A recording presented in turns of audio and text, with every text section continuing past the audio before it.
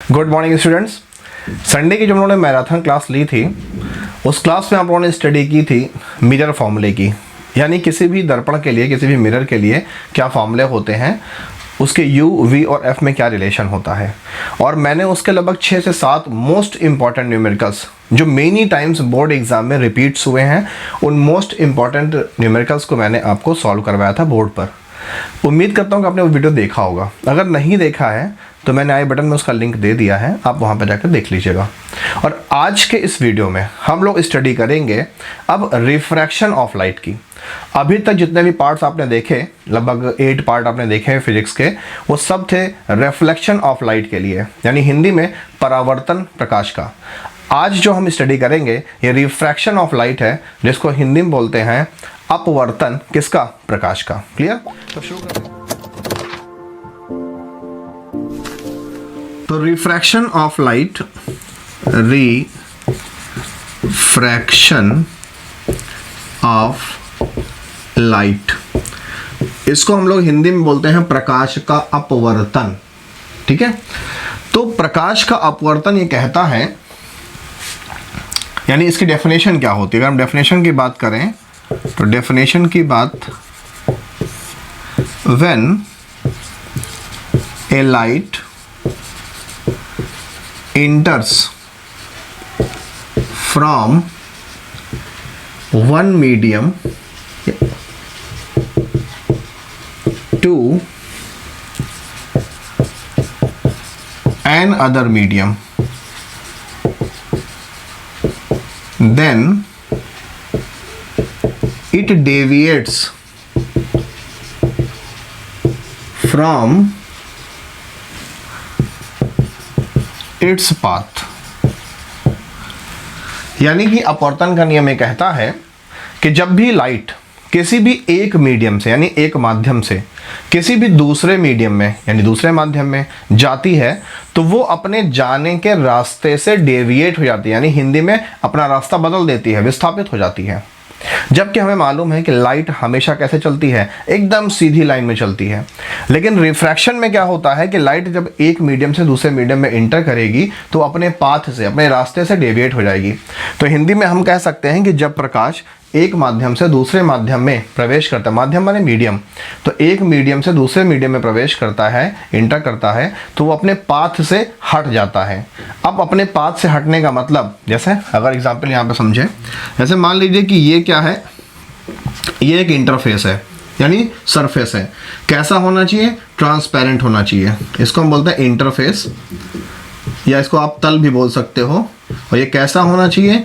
Transparent होना चाहिए। याद करिएगा, पीछे के वीडियोस में हम लोग रिफ्लेक्शन पढ़ रहे थे, यानी प्रकाश का टकरा के लौट आना।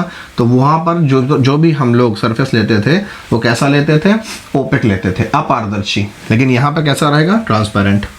तो मान लीजिए ये लाइट आई, तो ये लाइट क्या है? याद करिए, तो ये है इंसिडेंट रे, जिसको हिंदी में बोलते हैं आपतित किरण। जहां पर ये इस सरफेस यानी तल को टच करती है, वहां से 90 डिग्री की जो लाइन जाएगी, इसको हम लोग नॉर्मल यानी अभिलंब बोलते थे। क्लियर? तो अब लाइट, ये मान लो पहला मीडियम है। कौन सा मीडियम है? पहला मीडियम। मीडियम को एन से शो करते हैं। और ये मान लीजिए दूसरा मीडियम है। तो लाइट अगर इस मीडियम से इस मीडियम में जाएगी, तो भाई लाइट को तो चलना चाहिए कैसे? लाइट को चलना चाहिए एकदम स्ट्रेट लाइन, हमेशा सीधी रेखा में। लेकिन ये लाइट क्या करेगी? ये इस नॉर्मल की तरफ, क्लियर, और यह नॉर्मल से दूर, यानी सेकंड कंडीशन में हम देखते हैं कि ये क्या है हमारा? ये हमारा इंटरफेस है। ये क्या है? ये इंसिडेंट रे है। और ये क्या है इसका? ये इसका नॉर्मल है, यानी अभिलंब है। तो लाइट क्या हुई? यहाँ पर ध्यान दीजिएगा, जाना चाहिए सीधी लाइन में, लेकिन चली किधर गई? नॉर्मल की तरफ, यानी अभिलंब की तरफ मुड़ गई। और कभी कभी ऐसा होता है कि लाइट जाना चाहिए सीधे डायरेक्शन में और चली जाती है वो इस नॉर्मल से दूर। और ये क्या है? फर्स्ट मीडियम है। और ये क्या है? सेकंड मीडियम है। तो इसी घटना को हम बोलते हैं रिफ्रैक्शन ऑफ लाइट, यानी प्रकाश का अपवर्तन। यानी प्रकाश जब एक माध्यम से दूसरे माध्यम में, यानी एक मीडियम से दूसरे मीडियम में इंटर करेगी, तो वो अपने पाथ से, अपने रास्ते से डेविएट हो जाएगी, यानी अपने रास्ते से हट जाएगी। तो अब चूंकि यहाँ पे हमें दो डेविएशन दिख रहा है, एक बार लाइट क्या कर रही है कि नॉर्मल यानी अभिलंब की तरफ जा रही है, दोबारा दिख रहा है कि लाइट नॉर्मल से बियॉन्ड यानी दूर जा रही है। तो क्वेश्चन ये बनता है कि रिफ्रैक्शन के रूल भी होते होंगे फिर। तो अब हम समझते हैं रिफ्रैक्शन के रूल क्या होते हैं। बाकी इंसिडेंट रे, रिफ्लेक्टेड रे यानी कि आपतित किरण, परावर्तित किरण या अपवर्तित किरण आप लोग सब जानते हैं। ध्यान रखिएगा कि जब हम किसी मिरर में, किसी दर्पण में स्टडी करते थे तो आती हुई लाइट इंटेंस रे होती थी, हिंदी में आपतित किरण। दर्पण से टकरा के लौटती हुई लाइट रिफ्लेक्ट रे होती थी, हिंदी में परावर्तित किरण। लेकिन यहाँ पर लाइट टकरा के लौट नहीं रही है बल्कि दूसरे माध्यम में चली जा रही है, तो इस फिनोमिना को हम बोलते हैं रिफ्रैक्शन, हिंदी में अपवर्तन। तो ये जो लाइट है ये भी रिफ्रैक्ट रे है, रिफ्लेक्ट नहीं है, REFLECT, रिफ्लेक्ट नहीं है, रिफ्रैक्ट है, यानी REFRACT। तो ये रिफ्रैक्ट रे है, और जो बीच से लाइन जाती है परपेंडिकुलर 90 डिग्री पर वो क्या है, नॉर्मल है। तो अब हम समझते हैं रूल्स ऑफ रिफ्रैक्शन। लेकिन रूल्स ऑफ रिफ्रैक्शन को समझने से पहले और ये दोनों फिनोमेना को समझने से पहले हमें ये समझना होगा कि डेंसर मीडियम यानी कि सघन माध्यम और रेयरर मीडियम यानी कि विरल माध्यम, ये दोनों चीज़ें होती क्या हैं। क्लियर, बने रहिएगा, दिखाते हैं आपको। तो अगर हम डेंसर और रेयरर मीडियम की बात करें, denser and rarer medium, denser को हिंदी में बोलते हैं सघन माध्यम और रेयरर को बोलते हैं विरल माध्यम। ये होते क्या है, ठीक है। तो अगर हम डेफिनेशन देखें डेंसर मीडियम की, डेंसर मीडियम की, तो दोज मीडियम यानी कोई भी ऐसा माध्यम, हुज यानी जिसकी ऑप्टिकल डेंसिटी, ऑप्टिकल डेंसिटी का मतलब होता है प्रकाशीय घनत्व, इज हायर यानी ज़्यादा होती है,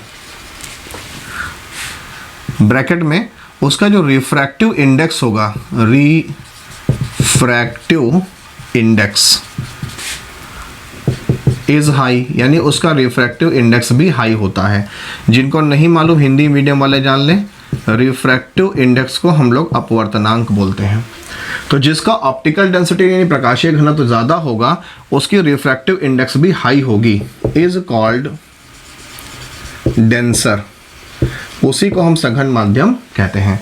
mean a medium whose optical density is higher and whose refractive index is higher is called denser medium. जैसे अगर हम कंपेयर करें, एयर ले लें और एयर ही कंपेयर करें किससे, ग्लास से यानी कांच से, तो एयर जो है ये रेयरर मीडियम है। क्यों? क्योंकि हवा में चलना आसान है, और ग्लास क्या है, डेंसर मीडियम है। क्लियर, मतलब समझ लीजिए, हमें मालूम है कि कोई भी ऐसा सब्सटेंस या कोई भी ऐसा मीडियम जिसके मॉलिक्यूल्स दूर दूर होते हैं, तो मॉलिक्यूल्स अगर दूर दूर है तो क्या है, रेयर हुआ कि नहीं हुआ, विरल हुआ कि नहीं हुआ। और जिसके मॉलिक्यूल्स कॉम्पैक्टली पैक्ड हो, एक दूसरे से बहुत ताकत से जुड़े हों, जैसे सॉलिड होते हैं, तो वो कैसा हो जाएगा, वो डेंसर हो जाएगा। जैसे हमें हवा में चलना कैसा है, हमारे लिए एयर में चलना कैसा है, आसान है। और वाटर की बात करें तो हम पानी में तेज़ी से नहीं चल पाते। क्यों? क्योंकि एयर के कंपेयर में जो वाटर है, इसके जो मॉलिक्यूल्स होते हैं यानी इसके जो अणु होते हैं वो कॉम्पैक्टली जुड़े होते हैं, एक दूसरे से बहुत ताकत से जुड़े होते हैं, और कम प्लेस में इसके ज़्यादा क्या होते हैं, मॉलिक्यूल्स होते हैं। इसलिए वाटर क्या है, डेंस है। डेंस माने सघन है, किसकी तुलना में, एयर की तुलना में। तो एयर क्या हो गया इसके तुलना में, रेयरर हो गया। क्लियर। ऐसे ही अगर हम बात कर लें वाटर का, कंपेयर कर दें किससे, ग्लास से, तो जो हमारा वाटर है, पानी में चलना तो फिर भी आसान, लेकिन सॉलिड के अंदर हम नहीं चल सकते। क्यों? क्योंकि वाटर के मॉलिक्यूल्स ग्लास के मॉलिक्यूल्स से कंपेयर में दूर दूर होते हैं। तो वाटर क्या हो गया, रेयर हो गया, किसके कंपेयर में, ग्लास से कंपेयर में। तो ग्लास क्या हो गया यहाँ पर, डेंसर हो गया। बात समझ पाए। और जो डेंसर होगा उसका रिफ्रैक्टिव इंडेक्स यानी अपवर्तनांक ज़्यादा होगा, किससे, रेयर वाले से। जैसे मान लीजिए कोई पूछे आपसे परेशान करने के लिए, इसको बोलते हैं IQ क्वेश्चंस। एयर और ग्लास में कौन डेंस है, तो हमें मालूम है कि ग्लास डेंस है और एयर कैसा है, रेयर है। ठीक है। पूछा जाए इनमें से किसका रिफ्रैक्टिव इंडेक्स यानी अपवर्तनांक ज़्यादा होगा, तो सिंपल सी बात है, जो डेंस है उसका ज़्यादा होगा। तो रिफ्रैक्टिव इंडेक्स यानी अपवर्तनांक किसका ज़्यादा होगा, कांच का ज़्यादा होगा, और एयर का कम होगा। यहाँ पर रिफ्रैक्टिव इंडेक्स यानी अपवर्तनांक किसका ज़्यादा होगा, पानी का ज़्यादा, पानी का कम होगा, ग्लास का ज़्यादा होगा, क्योंकि ग्लास कैसा है, डेंसर है।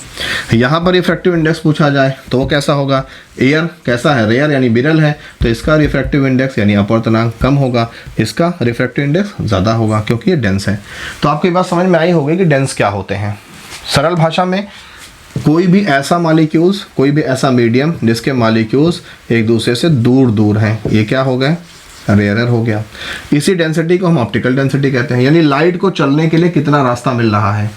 और अगर कोई दूसरा सब्सटेंस है, उसके मॉलिक्यूल्स एक दूसरे से ऐसे कॉम्पैक्टली एक दूसरे से चिपके हुए हैं, ठीक है, जैसे आप सॉलिड पढ़े होंगे, तो ये क्या हो गया, ये डेंसर हो गया। डेंसर माने सघन हो गया। तो इसके अंदर लाइट को चलने के लिए रास्ता कहाँ है, तो इसलिए लाइट की स्पीड इसमें कैसी हो जाएगी, कम हो जाएगी। तो यही है आपका डेंसर मीडियम। अब हम बात करते हैं रेयरर मीडियम की, क्लियर, डेफिनेशन के अकॉर्डिंग। तो अगर हम रेयरर मीडियम की बात करें तो रेयरर मीडियम, रेयरर माने रेयरर मीडियम, रेयरर का मतलब होता है विरल, हिंदी में ये लिखा हुआ है। तो रेयरर मीडियम, दोज मीडियम यानी कोई भी ऐसा माध्यम हुज, जिसकी optical density, optical DENSITY, optical density का मतलब प्रकाशीय घनत्व, इज लोअर, कम होती है, इज कॉल्ड रेयरर मीडियम। उसको हम क्या बोलते हैं, रेयरर मीडियम बोलते हैं।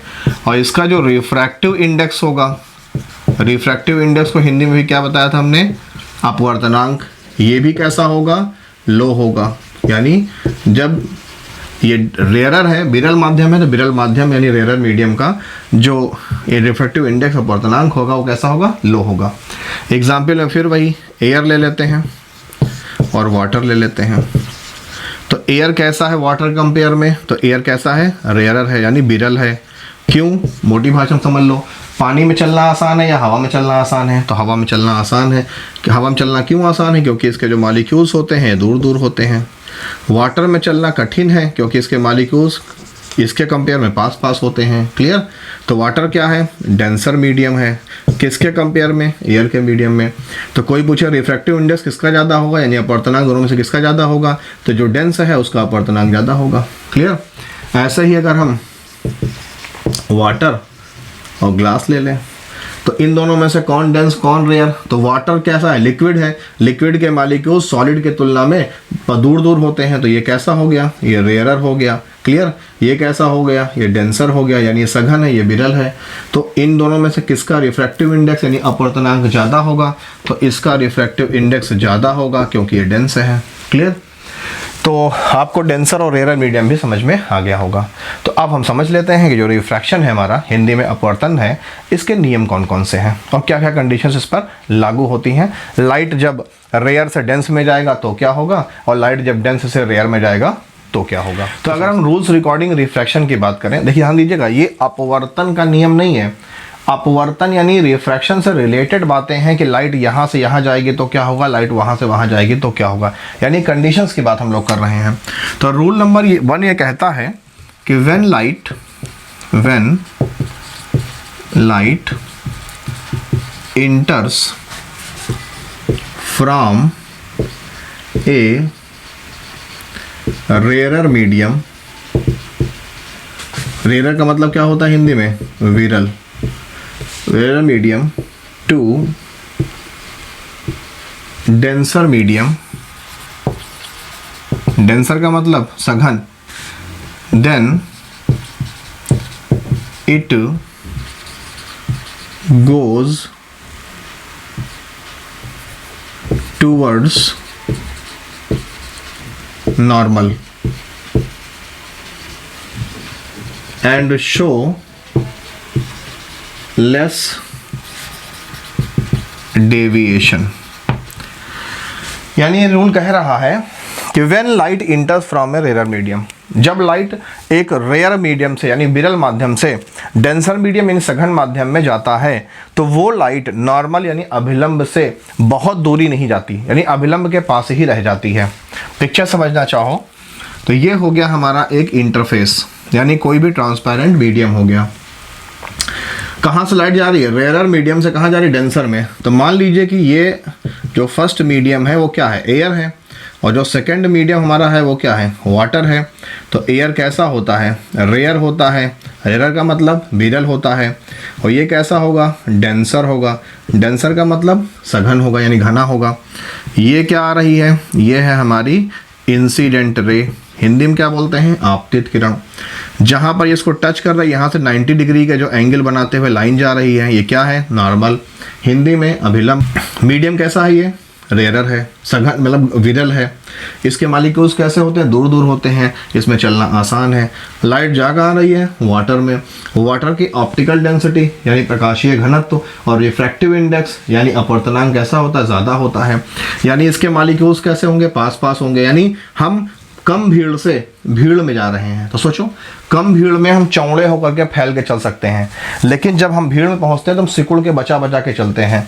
तो वैसे ही लाइट को जाना तो चाहिए कैसे, एकदम स्ट्रेट लाइन जाना चाहिए। लेकिन लाइट क्या करेगी, चूंकि भीड़ है यानी डेंस मीडियम है, इसलिए इस नॉर्मल यानी अभिलंब की तरफ मुड़ जाएगी। तो यानी यहाँ पर जो एंगल बनेगा, एंगल माने कोण, क्या, इंसिडेंट रे यानी आपतित किरण और नॉर्मल यानी अभिलंब के बीच में जो कोण बनेगा उसको हम आई यानी एंगल ऑफ इंसिडेंस, हिंदी में अपवर्तन कोण कहते हैं, आपतन कोण।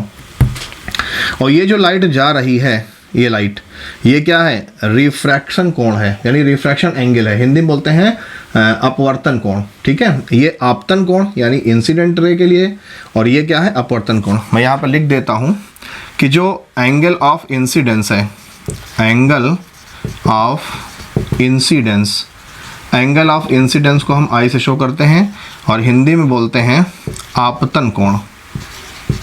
क्या बोलते हैं, आपतन कोण। और जो लाइट के जाने के बाद बनती है, जैसे लाइट इस मीडियम में चली आई, तो जो ये लाइट आती हुई लाइट जो इससे एंगल बना रही है, किससे, नॉर्मल से किसी दूसरे मीडियम में, तो इसको बोलते हैं एंगल ऑफ, फिनोमेना कौन सा हम पढ़ रहे हैं, रिफ्रैक्शन। तो ये एंगल ऑफ रिफ्रैक्शन है, हिंदी में बोलते हैं अपवर्तन कोण। अपवर्तन कोण किससे शो करते हैं, आर से। तो आप चाहे हिंदी मीडियम हो चाहे इंग्लिश मीडियम हो, इससे आप समझ लीजिएगा, क्लियर।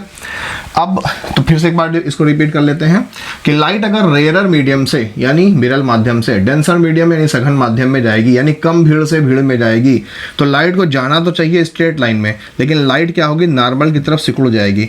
यानी नॉर्मल और इस रिफ्रैक्टिंग रे के बीच में जो एंगल बनेगा वो कम होगा। किससे कम होगा, आई से कम होगा, क्लियर। जबकि लाइट जाना कहीं चाहिए, एकदम सीधी लाइन में जाना चाहिए। तो ये था रूल नंबर 1। आप समझते हैं रूल नंबर 2। तो रूल नंबर 2 ये कहता है,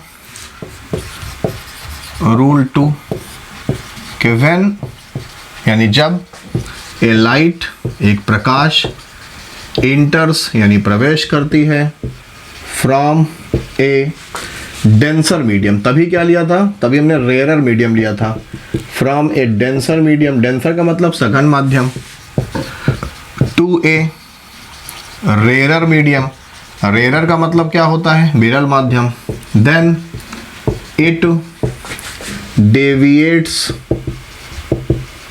मोर फ्रॉम द नॉर्मल। हिंदी मतलब समझिएगा कि जब लाइट कहाँ से, डेंसर मीडियम से यानी सघन माध्यम से, भीड़ से कहाँ जा रही है, रेयरर मीडियम में यानी कम भीड़ में जा रही है। तो सिंपल सी बात है, हम भीड़ से आएंगे तो कैसे आएंगे, दबते कुचते बचते हुए आएंगे। लेकिन जब हम खुली जगह पहुँचेंगे कैसे चलेंगे, चौड़े चलेंगे, चाहे जिधर जिस रास्ते पर हम चल सकते हैं, क्लियर। तो वैसे ही ये कह रहा है कि लाइट जब डेंसर मीडियम से रेयरर मीडियम में आती है तो वो नॉर्मल से दूर चली जाती है। इसको समझिए पिक्चर के फॉर्म में। ये क्या है हमारा, ये एक ट्रांसपेरेंट सरफेस है, क्लियर। ये क्या आ रही है, ये आपतित किरण यानी इंग्लिश में इंसिडेंट रे है। जहाँ पर इसको टच कर रही है ये लाइन क्या है, ये लाइन है नॉर्मल। लाइट जाना कैसे चाहिए, लाइट जाना चाहिए एकदम स्ट्रेट लाइन ऐसे। लेकिन यहाँ का मीडियम कैसा है, ये मीडियम हमारा कैसा है, डेंस है, डेंसर मीडियम। मान लेते हैं कि ये ग्लास है, कांच है, और लाइट जा कहाँ रही है, रेयरर मीडियम में। रेयरर मीडियम क्या है, एयर है। तो कांच में जगह कम होती है क्योंकि इसके मॉलिक्यूल्स पास पास होते हैं, इसकी ऑप्टिकल डेंसिटी यानी प्रकाशीय घनत्व ज़्यादा होता है, इसका अपवर्तनांक यानी रिफ्रैक्टिव इंडेक्स भी ज़्यादा होता है। एयर के मॉलिक्यूल्स कहाँ होते हैं, दूर दूर। तो लाइट यहाँ पर, तुम्हारी भाषा में समझा रहे हैं, लाइट यहाँ पर चौड़े से चलेगी, मतलब जाना नॉर्मल के नज़दीक जाना चाहिए लेकिन नॉर्मल से दूर चलेगी। तो ध्यान दो, ये जो इंसिडेंट रे है, हिंदी में आपतित किरण, इस नॉर्मल यानी अभिलंब के साथ जो कोण बनाती है इसको क्या बोलते हैं, सॉरी, इसको बोलते हैं एंगल ऑफ इंसिडेंस यानी आई से शो करते हैं, हिंदी में आपतन कोण, क्लियर। और ध्यान दो यहाँ पर जो रिफ्रैक्शन एंगल बन रहा है जिसको आर से शो करते हैं, हिंदी में बोलते हैं अपवर्तन कोण, वो ध्यान दो ज़्यादा है कि नहीं ज़्यादा है। तो फर्स्ट रूल में ये बताया गया था कि लाइट जब भी कभी रेयर मीडियम से यानी विरल से डेंस मीडियम में यानी घने माध्यम में आएगी तो लाइट इस नॉर्मल की तरफ बेंड हो जाएगी, यानी आर की वैल्यू घट जाएगी। लेकिन जब लाइट कहाँ जा रही है, रेयर से डेंसर में जा रही है, तो आर की वैल्यू बड़ी हो जाएगी। अब स्टडी करते हैं रूल नंबर 3 की। रूल नंबर 3 ये कहता है कि when light enters from air यानी रेयर मीडियम है टू वाटर या ग्लास जो भी डेंसर मीडियम हो, एट मेकिंग 90 डिग्री इंटरफेस यानी तल, जो भी तल पे जा रही है, interface r angle 0 to normal यानी नॉर्मल से यानी अभिलंब से 0 एंगल बनाते हुए जा रही है, then it enters glass ORR water in a STRAIGST straight line। Hindi मतलब समझिएगा खूब अच्छे से। ये कह रहा है कि अगर कोई लाइट, पहले हम पिक्चर बनाते हैं, ये क्या है हमारा, ये है हमारा एक इंटरफेस है जिसको हिंदी में हम तल कहते हैं। कैसा होगा, पारदर्शी होगा, ठीक है। क्यों, क्योंकि हम रिफ्रैक्शन ऑफ लाइट की बात करें, लाइट इस तरफ से उस तरफ जाएगी। ये हमारा एक मीडियम है, मीडियम किससे दिखाते हैं, N1 से। पहला मीडियम है तो N1, दूसरा मीडियम है तो N2। मान लेते हैं कि फर्स्ट मीडियम हमारा ऐसा है, एयर है, और सेकेंड मीडियम हमारा कैसा है, ग्लास है। क्लियर। तो जो एयर है वो कैसा है, रेयर मीडियम है, किससे कंपेयर में, ग्लास के मीडियम, यानी ये विरल है, ये सघन है। तो लाइट अगर, ध्यान दीजिएगा, ये क्या होती है हमारी, ये अभिलंब होता है, जिसको हम हिंदी में क्या बोलते हैं, नॉर्मल बोलते हैं। इंग्लिश में नॉर्मल, हिंदी में अभिलंब। अगर लाइट भी इसी रास्ते से आ रही, ध्यान दीजिए, ये लाइट आ रही है, जो 90 डिग्री बना रहा है कौन, ये नॉर्मल, किससे, इस इंटरफेस से, उसी 90 डिग्री पर हमारी लाइट आ रही है। तो ऐसी कंडीशन में क्या होगा, लाइट पूरी स्ट्रेट लाइन निकल जाएगी ग्लास के आर पार। मान लेते हैं कि ग्लास कितना मोटा है, इतना मोटा ग्लास है, तो लाइट इस पूरे ग्लास के आर पार निकल जाएगी। यहाँ बाहर क्या था, एयर था, ये क्या था, ग्लास था, और बाहर फिर क्या है, एयर। लाइट एयर से आई है और सीधे एयर में निकल जाएगी, और कितने डिग्री पर, एकदम सेम स्ट्रेट लाइन पर। यह है हमारा थर्ड रूल। यानी थर्ड रूल ये कहता है कि अगर लाइट रेयर मीडियम से डेंसर मीडियम में जा रही है और नॉर्मल से 0 डिग्री का एंगल बनाते हुए जा रही है, या इस इंटरफेस से 90 डिग्री का एंगल बनाते हुए जा रही है, दोनों में से जो आपको समझना हो समझ लीजिए। चाहे 90 डिग्री, तो 90 डिग्री किसके, इसके और इसके बीच में, और 0 डिग्री किसके, नॉर्मल के 0 डिग्री पे जा रही है, तो लाइट उस पूरे डेंसर मीडियम को स्ट्रेट लाइन में क्रॉस कर जाएगी, यानी सीधी निकल जाएगी। यहाँ पर किसी भी तरह का अपवर्तन यानी इंग्लिश में रिफ्रैक्शन नहीं होगा। क्लियर। अब हम स्टडी करते हैं पॉइंट नंबर 4 की। रूल नंबर 4 ये कहता है कि when light enters from air to water and then into air। Clear. यानी लाइट कभी भी अगर एयर से इंटर करती है और किस में जाती है, वाटर यानी डेंसर मीडियम में जाती है, ग्लास भी हो सकता है, और फिर वापस एयर में आती है, तो होता क्या है। तो पिक्चर क्या होते हैं, मान लीजिए कि हमने ले लिया ये एक वाटर या ग्लास, आप जो भी समझना चाहो, तो इसके बाहर मीडियम कौन सा है, एयर है। क्लियर। ये मीडियम क्या हो गया हमारा, N1 मीडियम हो गया। इसके अंदर कौन सा मीडियम है, N2 मीडियम है, यानी सेकेंड मीडियम है। क्या ले लेते हैं, मान ले लेते हैं हम वाटर ले लेते हैं। तो वाटर कैसा होगा, डेंसर होगा, यानी सघन होगा, किसके कंपेयर में, एयर के। ये क्या है, रेयरर है, ये क्या है, डेंसर है, और फिर लाइट को वापस कहाँ आना है, एयर में आना है। समझ गए, तो समझो खुद ध्यान से। ये क्या है, फर्स्ट इंटरफेस है, तो इस इंटरफेस से जो 90 डिग्री पे लाइन जाती है उसको क्या बोलते हैं हम, उसको हम बोलते हैं नॉर्मल, हिंदी में अभिलंब।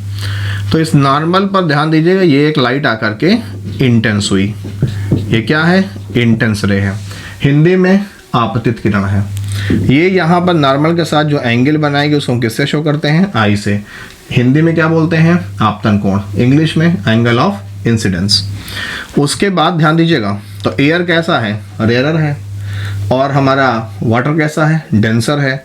और लाइट को जाना कैसे चाहिए? लाइट को जाना चाहिए एकदम स्ट्रेट लाइन। लेकिन लाइट कहाँ जा रही है? डेंसर में। तो लाइट क्या करेगी? नॉर्मल की तरफ बेंड कर जाएगी। क्यों? क्योंकि चलने के लिए पाथ कम है, क्योंकि वाटर कैसा है? डेंस है, यानी घना है। किससे? एयर से। भीड़ में चलना कठिन है। तो इसलिए जो आर की वैल्यू आएगी, आर, वो कितनी आएगी? कम हो जाएगी। यानी कि जब लाइट एयर से कहाँ एंट्री कर रही है? वाटर में, या रेयरर से डेंसर में। ध्यान दीजिएगा, रेयरर टू डेंसर, तो क्या होगा? जो हमारा एंगल आई है वो क्या हो जाएगा? ज़्यादा होगा। किससे? एंगल आर से। या ज़्यादा का निशान यहाँ बना देते हैं, इसको ग्रेटर देन मान लो, और ये क्या है? एंगल आर है। तो एंगल आई, ध्यान दो, ये वैल्यू ज़्यादा है। किससे? आर से। क्यों? क्योंकि लाइट को चलने के लिए पाथ कम मिल पा रहा है, भीड़ ज़्यादा है, इसलिए वैल्यू घट गई। अब ध्यान दीजिएगा, अब वापस ये लाइट हमारी कहाँ इंटर कर रही है? एयर में। तो ध्यान दीजिएगा, ये लाइट ये आ रही है, क्लियर? तो ये लाइट, ये मान लीजिए इसके लिए नॉर्मल हो गया, इस सेकंड कंडीशन के लिए। तो ये लाइट कहाँ पे आई? इस नॉर्मल पे आके गिरी। अब ये लाइट क्या है? ये लाइट हो गई इंसिडेंट रे। कहाँ से? इस वाटर से। और जा कहाँ रही है? एयर में। जाना कैसे चाहिए इसको? एकदम स्ट्रेट लाइन जाना चाहिए। लेकिन एयर कैसा है? रेयरर है, यानी खुली जगह में आ गई, लाइट बढ़िया चौड़े से निकल जाएगी। तो अब क्या हुआ? सेकेंड कंडीशन में आर की वैल्यू बढ़ गई। कब बढ़ी? लाइट जब कहाँ से आई? डेंसर से रेयरर में। यानी लाइट जब डेंसर मीडियम से रेयरर मीडियम में जाएगी तो जो एंगल आई की वैल्यू होगी वो क्या होगी? वो बड़ी होगी। किससे? एंगल आर से। यानी कि यहाँ पर जो एंगल आई का फॉर्मेशन होगा वो आर से क्या है? छोटा है कि नहीं है? तो एंगल आई कैसा हो जाएगा? छोटा हो जाएगा। तो हमें याद यही रखना है। इन चारों रूल्स को हम पिक्चर के फॉर्म में एक बार जल्दी समझ लेते हैं। ध्यान दीजिएगा, रूल नंबर वन ये कहता है कि जब लाइट, ये क्या है? हमारा इंटरफेस है। जब कोई लाइट, ये क्या है? इंसिडेंट रे है, जहाँ पे ये इंटरफेस को टच कर रही है, यानी तल को टच कर रही है, ये क्या है? हमारा अभिलंब यानी नॉर्मल है। मीडियम कैसा है? हमारा एयर है। एयर कैसा होता है? रेयरर मीडियम होता है। दूसरा मीडियम कैसा है हमारा? मान लो वाटर है। वाटर कैसा होता है? डेंसर, यानी हिंदी में सघन माध्यम होता है। तो जब लाइट रेयर से डेंस में आएगी, यानी विरल से सघन में आएगी, तो लाइट को चलना तो चाहिए कैसे? एकदम सीधी लाइन पे, स्ट्रेट लाइन में। लेकिन वाटर कैसा है? वाटर डेंस होता है, हिंदी में सघन होता है, यानी ये खुला रास्ता है और ये भीड़ वाला रास्ता है। तो लाइट क्या करेगी? लाइट नॉर्मल की तरफ यानी अभिलंब की तरफ मुड़ जाएगी। यहाँ पर एंगल जो बनेगा वो आर होगा, और यहाँ पे जो एंगल बनेगा वो आई होगा। इस कंडीशन में क्या होगा? लाइट कहाँ से इंटर कर रही है? रेयर से डेंस में। तो इस कंडीशन में क्या होगा कि जो हमारा एंगल आई होगा इसकी वैल्यू ज़्यादा होगी। किससे? एंगल आर से। क्लियर? रूल नंबर 2 पे आते हैं।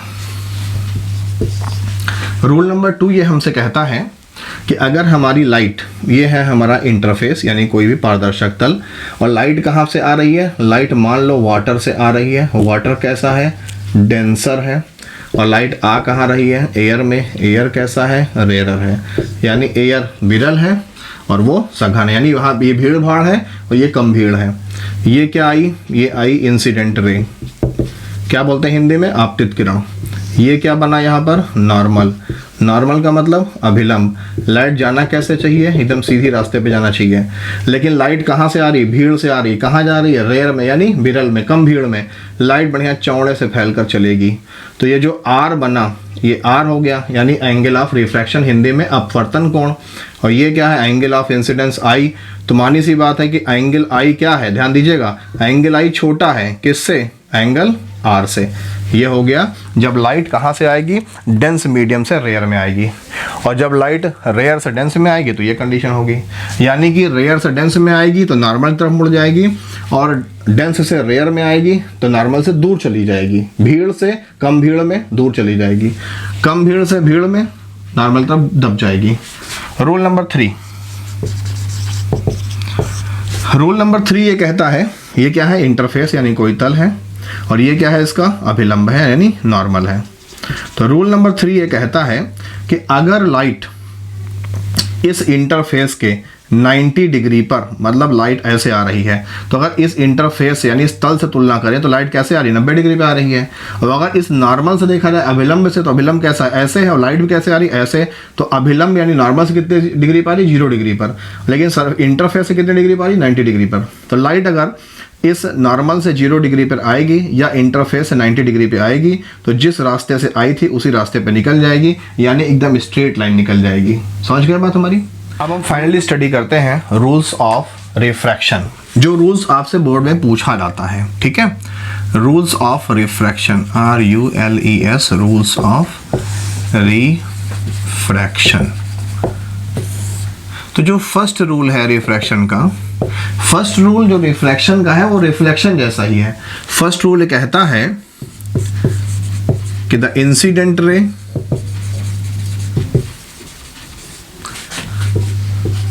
रिफ्रैक्ट रे and normal lies at same point at same interface। यानी फर्स्ट रूल कहता है कि जो इंसिडेंट रे है, हिंदी में आपतित किरण जो है, और रिफ्रैक्ट रे यानी जो अपवर्तित किरण है, और जो नॉर्मल यानी अभिलंब है, वो एक ही पॉइंट पर हमें मिलेंगे। पिक्चर से अगर आप देखिए तो ये क्या हो गया, ये एक इंटरफेस हो गया, यानी हिंदी में कोई पारदर्शी तल हो गया। इस पर ये लाइट कौन सी आ रही है, ये लाइट है हमारी इंसिडेंट रे, हिंदी में आपतित किरण। ये क्या है, इसका नॉर्मल, हिंदी में अभिलंब। तो नॉर्मल से लाइट जो आ रही है, तो ये जो लाइट जा रही है, अब हम यहाँ पर डेंसर और रेयर मीडियम नहीं बता रहे हैं, ठीक है, मान लो समझना, बना लो, ये एयर है और ये वाटर है। तो लाइट कहाँ जा रही है, एयर से वाटर में, यानी रेयर से डेंस में। तो लाइट जाना कैसे चाहिए, ऐसे। लाइट जाएगी कैसे, नॉर्मल की तरफ बेंड हो जाएगी। फिलहाल हम यहाँ पे ये नहीं समझेंगे, यहाँ पर हम ये समझ रहे हैं कि जो इंसिडेंट रे है वो, जो रिफ्रैक्टिंग रे है वो, और जो नॉर्मल है वो, ध्यान दो, एक ही पॉइंट पर है और एक ही इंटरफेस पे है। ये है रूल नंबर 1, और यही रूल नंबर 1 है किसमें, रिफ्लेक्शन में। तो रिफ्लेक्शन के और रिफ्रैक्शन के, यानी हिंदी में परावर्तन और अपवर्तन के, रूल नंबर 1 सेम है। जो डिफरेंट है वो है रूल नंबर 2। रूल नंबर 2 क्या कहता है, रूल सेकंड, रूल नंबर 2 कहता है द रेशियो ऑफ, इसको क्लीन कर लेते हैं इतना, the ratio of incident angle and refract angle will be a constant called refractive index। Clear. यानी कि जो सेकेंड रूल कहता है वो कहता है कि the incident and the ratio of sine theta, यानी the ratio of incident angle, यानी इंसिडेंट एंगल हिंदी में आपतन कोण की जो ज्या होती है, यानी जिसको हम कह सकते हैं साइन, और आई मीन इंसिडेंस एंगल। तो sine i upon sine r, यानी कि इंसिडेंट एंगल की साइन और रिफ्रैक्ट एंगल की जो साइन होगी वो एक कांस्टेंट होगा, और उस कांस्टेंट को हम क्या बोलते हैं, रिफ्रैक्टिव इंडेक्स। ये शो करता है किसको, फर्स्ट मीडियम और सेकंड मीडियम को। इसको पढ़ते कैसे हैं, इसको पढ़ते हैं the refractive index of second medium with respect to first, यानी दूसरे माध्यम का अपवर्तनांक प्रथम की तुलना में। और इसी को हम बोलते हैं स्नेल्स लॉ, ये साइंटिस्ट का नाम है।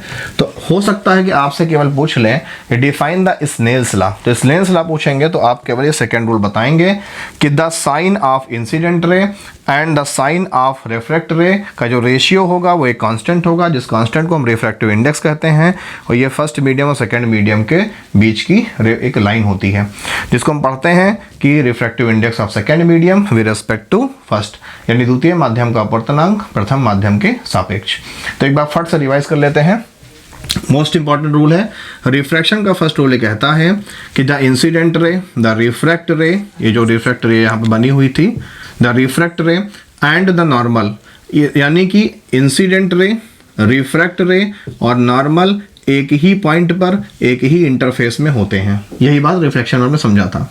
रूल नंबर 2 ये कहता है कि इंसिडेंस एंगल की साइन थीटा और रिफ्रैक्ट एंगल के साइन थीटा ये दोनों एक कांस्टेंट होते हैं।